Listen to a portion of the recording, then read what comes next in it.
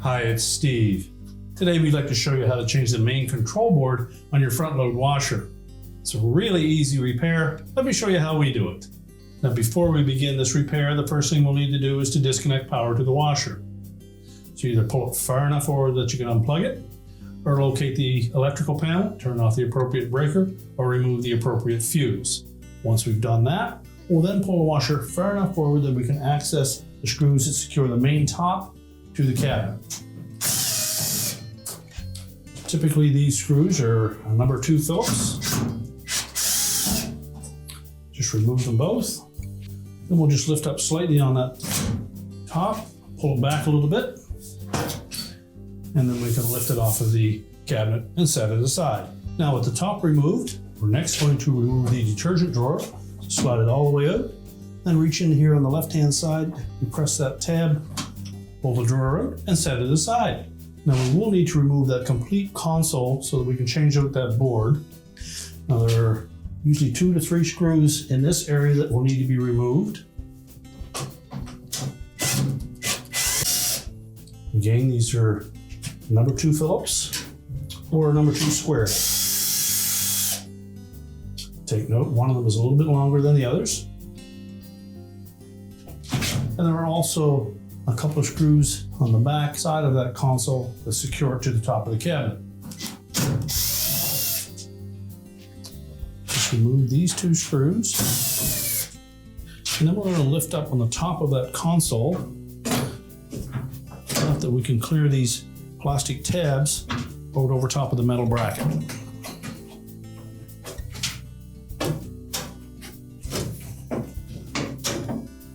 Now once those are clear, we can fold that console forward.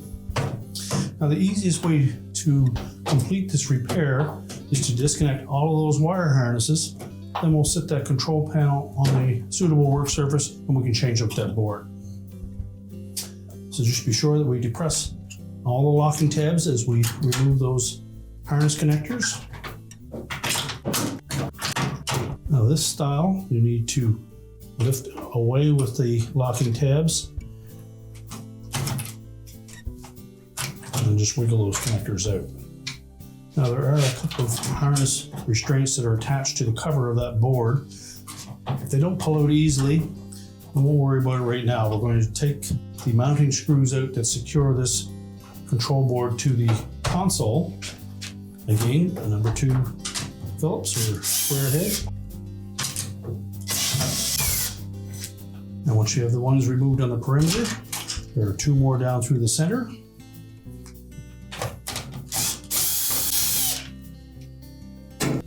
You can lift that board away.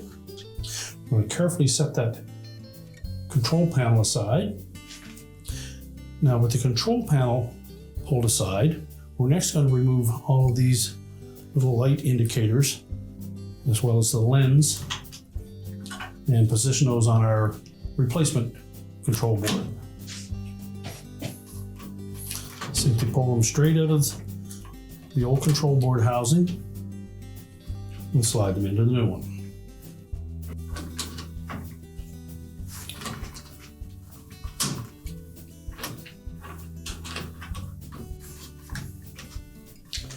Now we also need to pull out this interim shaft that goes between the knob and the actual control. So just rotate it until this little indicator, and the tab on the bottom side of it, is pointing towards the center of the control board. And it will slide right out. You'll note that there is a little keyway on the side of that shaft, and that has to line up with the corresponding slot in that opening. Now if it won't push in, don't force it. Just look down through that opening and you'll see 3 little tabs on that actual control in there. They need to line up identical to how you remove the knob or shaft from the old control. Now if we look down through the opening where that shaft came out of the original control, you'll see that there are 3 little tabs, one on the bottom, one on the top, and one on this side. So what we need to do with our new control is to rotate that little control inside till it's in that same configuration. We can use a small flat blade screwdriver and just visually look down through the opening, rotate it around until we get it lined up properly. Now that we've determined where that little control, or what position that little control needs to be in, we're going to take that shaft and we're actually going to use the opposite end of it. We'll view down through the opening of our new control.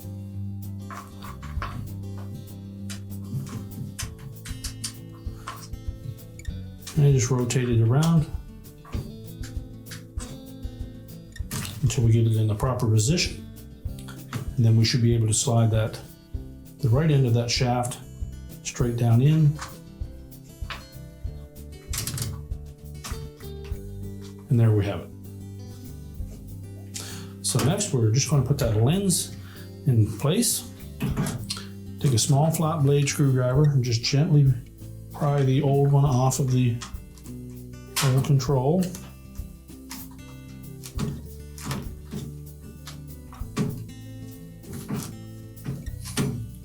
Pull the insert out. Slide it onto the new control. Put the lens cap in place. Make sure it snaps down on both sides. Now all that remains is to release the harness restraints. To do so, we're going to separate the plastic housing of that old control. Simply grasp one edge, release the tabs,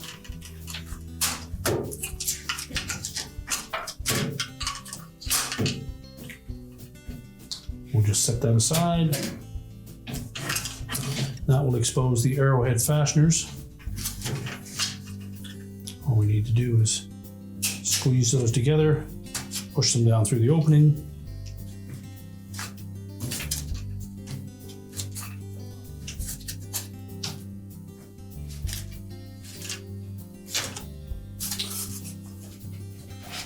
You can then discard the old control. We're now ready to reconnect that wire harness. Just snap in those arrowhead fasteners.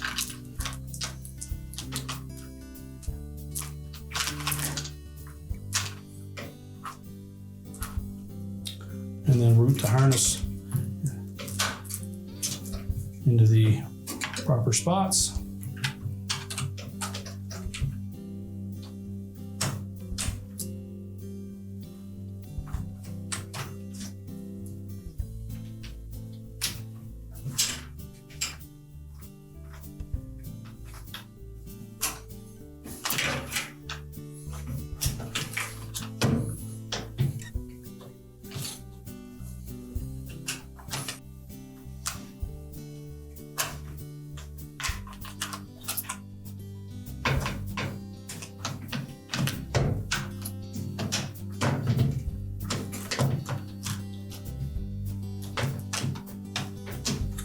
Now make sure all of the locking tabs engage.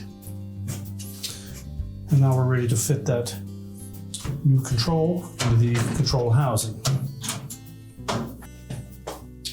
Now we'll have to line up that knob with the actual shaft. Just take note of where the flat side on that shaft is and just visually inspect the knob till we have that lined up. There's also a rib along the flat side of that shaft, so the knob will only go on one way.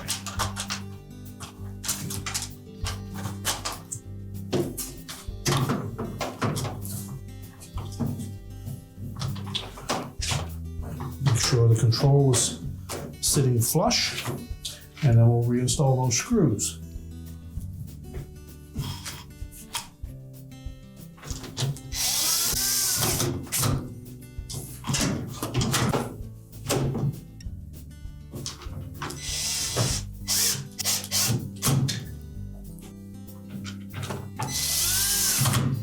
Now with all the screws tightened securely, we're next going to line up that console so that this little tab lines up with that square hole in the middle.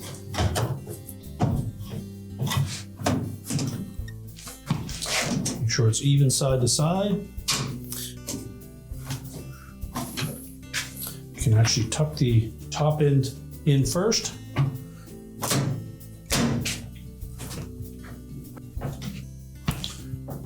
Press it into place, make sure all three of those plastic tabs across the top are engaged, and then we'll put the retaining screws back in. Now, quite often these plastic tabs will break away, so make sure that when you reinstall that console that it's flush with the cabinet pushed all the way back, and just try to catch the edge of that as best you can. And then we'll rely on these screws to the front to hold it secure. Now when installing the top, you need to make sure that this little folded over edge on the front or leading edge of that main top tucks in behind these two metal brackets. When you slide it into place, it shouldn't lift up on the front. So lay it evenly side to side, about 1/2 to 3/4 of an inch away from the back side of that control panel. Slide it forward until it tucks in underneath the edge. Make sure it won't lift up on either side. And then we're ready to put the two mounting screws on the back. And now we'll go back to the front of the washer. We're all set to put the detergent drawer back in. Make sure we line up both sides with the slotted openings in the actual drawer housing. Make sure the stop engages. We're ready to push the washer back into place, reconnect our supplies, reconnect the power, and your repair is complete.